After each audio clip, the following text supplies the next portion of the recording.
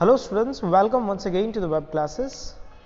सो हम थे accounting ratios पे for the 12th standard English medium. The name of chapter is accounting ratios analysis, unit number 5 of part 2। So आज का ये जो लेक्चर है इस चैप्टर का लास्ट लेक्चर होगा, ठीक है। ऑलमोस्ट सारे रेशियोज मैंने कवर कर लिए, इवन जो रेशियोज एग्जाम में एक्सक्लूड कर दिए गए थे वो भी मैंने कवर कर दिया है सिर्फ इस चैप्टर के लिए, क्योंकि रेशियोज की इंफॉर्मेशन होना ज़रूरी है, क्योंकि आगे जब आप जाओगे तो रेशियोज की इंफॉर्मेशन होना ज़रूरी है, ठीक है। जैसे आप अगर स्टॉक मार्केट कर रहे हो या किसी कंपनी के शेयर खरीद रहे हो, बेच रहे हो, so at least you should have no fundamental analysis, and to do fundamental analysis ratio analysis is must required thing. Now आज का हमारा जो रेशियो है वो है debtor turnover ratio and creditor turnover ratio. तो देखिए डेटर टर्नओवर रेशियो क्या होता है। So debtor turnover ratio, this ratio is known as receivable turnover ratio also. From this ratio it can be ascertained that how many times debtors and receivables emerge from credit sales। ठीक है कि हम जो credit sales कर रहे हैं उसमें से कितनी बार डेटर और रिसीवेबल जो है क्रिएट किए गए। This ratio shows relation between credit sales and trade receivables. Now what is the formula? The formula of this ratio is debtor turnover ratio is equal credit sales divided by average trade receivable. Now where average trade receivable include what? So average trade receivable includes opening trade and receivable plus closing trade and receivable divided by 2. So that is the most simplest formula ever. Again, what is debtor turnover ratio? So debtor turnover ratio is equal credit sales divided by average sales. Okay. Now what is average trade receivable? Average trade receivable is equal opening trade receivable plus closing trade receivable divided by 2। अब question आता होगा sir trade receivable मतलब क्या? तो trade receivable का मतलब होता है डेटर। क्या मतलब होता है? Debtor and bills receivable. क्या? डेटर्स एंड बिल्स रिसीवेबल दोनों को कंबाइनली कहा जाता है trade receivable. Is that clear? Note देख लो, during determination of trade receivable bad debt reserve should be deducted. वो तो हमें पता ही है कि बैड डेट रिजर्व जो है वो माइनस किया जाता है, ठीक है। ऑब्जेक्टिव क्या है इस रेशियो का?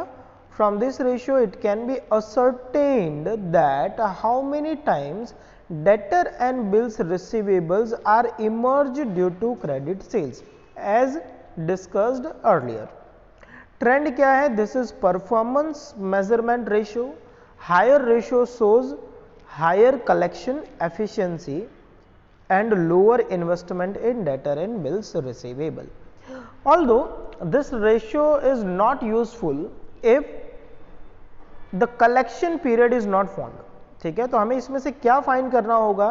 तो हमें इस रेशियो से फाइंड करना है collection period. So collection period find करोगे in days, month and week. देखो कलेक्शन पीरियड कैसे फाइंड करना है? तो कलेक्शन पीरियड इन मंथ अगर फाइंड कर रहे हो so 12 divided by debtor turnover ratio जो कि आपने फाइंड किया होगा। If you are finding the collection period in week, तो वीक टोटल साल में होते हैं 52, so 52 divided by debtor turnover ratio. And if you are finding the debtor turnover ratio in days, then 365 divided by debtor turnover ratio. अच्छा, किसी किसी sum में ना डे दिए होंगे, working days are given in some questions. Okay, so जैसे कि मान लो कि अगर किसी क्वेश्चन में ऐसा दिया है कि वर्किंग डेज आर 360, तो आप 365 की जगह पर फिर क्या लोगे? 360। अगर लिखा है वर्किंग डेज आर 300 डेज, क्योंकि छुट्टियां होती है कंपनी में तो छुट्टियों को निकाल दिया जाता है ना, तो 300, सो हम लेंगे फिर 300 divided by 12। Is that clear? So ये रेशियो जो है डेटर टर्नओवर रेशियो किस लिए फाइंड किया जाता है? तो कलेक्शन पीरियड फाइंड करने के लिए। चले आगे। नाउ इलस्ट्रेशन 29 रीड कर रहा हूं। From the following information of R limited determine debtor turnover and collection period in month, week and days. So debtor turnover ratio के लिए क्या हमें टोटल सेल्स चाहिए होता है? नहीं, हमें चाहिए होता है क्रेडिट सेल्स। अब क्रेडिट सेल्स कैसे फाइंड करोगे? तो total sales minus cash sales. Total sales minus cash sales. 40 lakh minus 3,50,000 अगर करोगे so it would give you 36,50,000, ये हो जाएगा आपका credit sales. So one thing we have. Second we need average trade and receivable. So opening trade and receivable is 4 lakh, closing is 3,30,000.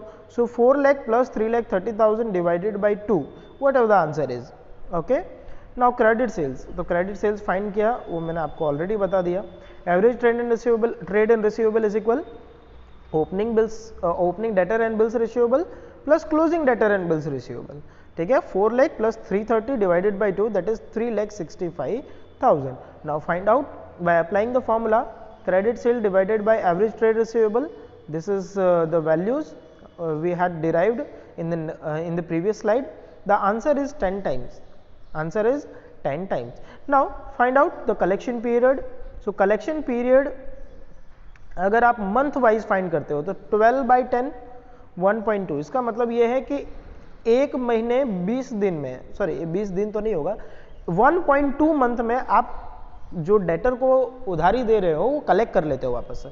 अगर आप week में find कर रहे हो तो 52 डिवाइडेड बाई 10, सो 5.2 वीक, मतलब 5 हफ्ते और 2-3 दिन एक्स्ट्रा, इतने में आप कलेक्शन कर लेते हो। And if you are finding in days 365 by 10 36.5, मतलब टोटल 36.5, मतलब 37 दिनों में आप बेचा हुआ माल जो है वापस से कलेक्ट कर लेते हो, मतलब बेचे हुए माल के पैसे जो है वो वापस से कलेक्ट कर लेते हो। So hopefully this is clear. Now illustration 30. From the following information of RH Limited, calculate turnover, debtor turnover ratio and collection period in days. Okay, सिर्फ days में फाइंड करना है। Cost of goods sold is given, sales नहीं दिया हुआ है। Cash sales is given, cash की जरूरत ही नहीं होती हमें। Gross profit is given, okay, तो इतना दिया हुआ है। Closing trade and receivable and opening trade and receivable is given. तो देखो कॉस्ट ऑफ गुड सोल्ड और ग्रॉस प्रॉफिट दिया हो तो ग्रॉस प्रॉफिट रेशियो में मैंने लिखवाया था sales is equal COGS plus GP gross profit. तो COGS is here 48 lakh plus GP is 12 lakh, so 48 plus 12 हो गया 60 लाख, है ना। 60 लाख ये हुआ टोटल सेल्स। टोटल सेल्स में से cash sales is 12 lakh, so minus अगर इसमें से कर देंगे 12 lakh, so answer would be 48 lakh credit sales. Clear? Say the calculation. So total sales minus cash sales. Total sales is equal cost of goods sold plus GP. Cost of goods sold is 48 lakh plus 12 lakh, 60 lakh. उसमें से minus कर दोगे cash sales, तो cash sales is given to you that is 12 lakh. 60 lakh minus 12 lakh, answer is 48 lakh. Is that clear? Now average trade and receivable means opening trade and receivable plus closing divided by 2. So opening is 230, closing is 170 divided by 2, answer is 2 lakh.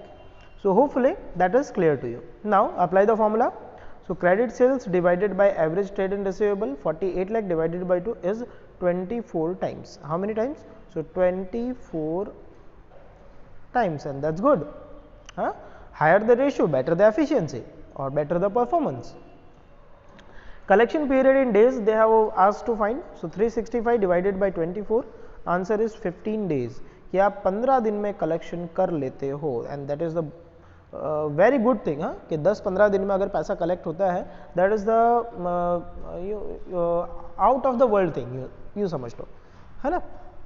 Now जैसा debtor turnover ratio था बिल्कुल वैसा ही है creditor turnover ratio, लेकिन यहाँ पर credit sales की जगह का आएगा credit purchase, trade and receivable की जगह आएगा trade and payable. Okay, now this ratio is known as payable turnover ratio also. From this ratio it can be ascertained that how many times creditors and bills payables are emerged by credit purchase. This ratio shows the relation between the credit purchase and trade payables. Formula क्या है? So formula is creditor turnover ratio is equal credit purchase divided by average trade payable. Credit purchase divided by average trade payable. Now average trade payable is equal opening trade payable plus closing trade payable divided by 2, है ना, जैसा कि हमने debtor turnover ratio में देखा था बिल्कुल वैसा ही।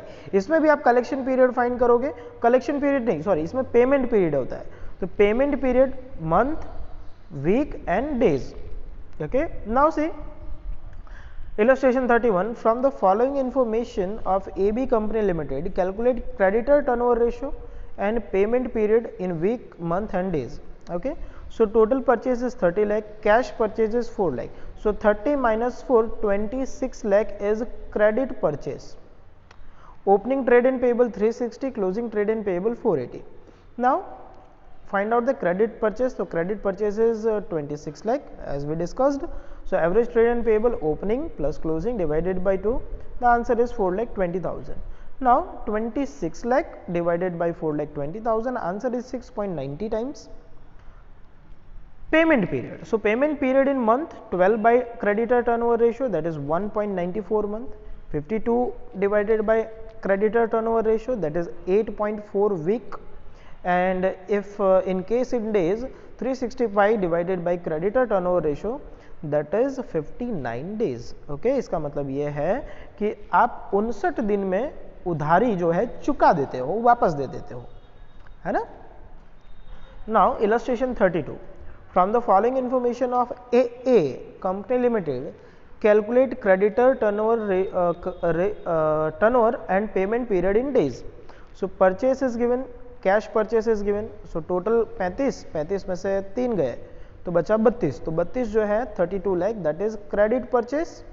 परचेस रिटर्न दिया है 2 लाख, वो आप माइनस कर दोगे 2 लाख उसमें से. परचेस रिटर्न है तो परचेस रिटर्न माइनस कर दोगे तो बचेगा क्या, 3 लाख बचेगा. Okay, now closing trade and payable and opening trade and payable is given, जिससे एवरेज फाइंड हो जाएगा. Very good. Now credit purchase 35 lakh minus purchase return 33 minus 3 30 lakh is credit purchase as we discussed. ठीक है. आपका के लिए सबसे better ये रहेगा कि साथ साथ में करते जाओ. हर एक इलस्ट्रेशन पूरा हो ना तो वीडियो पॉज करके उसको खुद कर लिया करो. Now average trade and payable, opening trade and payable plus closing divided by 2, 540 plus 460 divided by 2, that is 5 lakh. Now apply the formula. By applying the formula, credit purchase divided by average trade and payable, answer is 6 times. Okay. Payment period in days, so 365 divided by creditor turnover ratio, answer is 60.83. मतलब आप 61 दिन में, है ना, 61 days में अपनी उधारी चुका देते हो. Is that clear? Now ये चैप्टर मेरी तरफ से पूरा हुआ. इसके सारे MCQs वगैरह आप खुद सॉल्व कर लेना. ठीक है. होमवर्क आपका है, इसकी थ्योरी लर्न करो.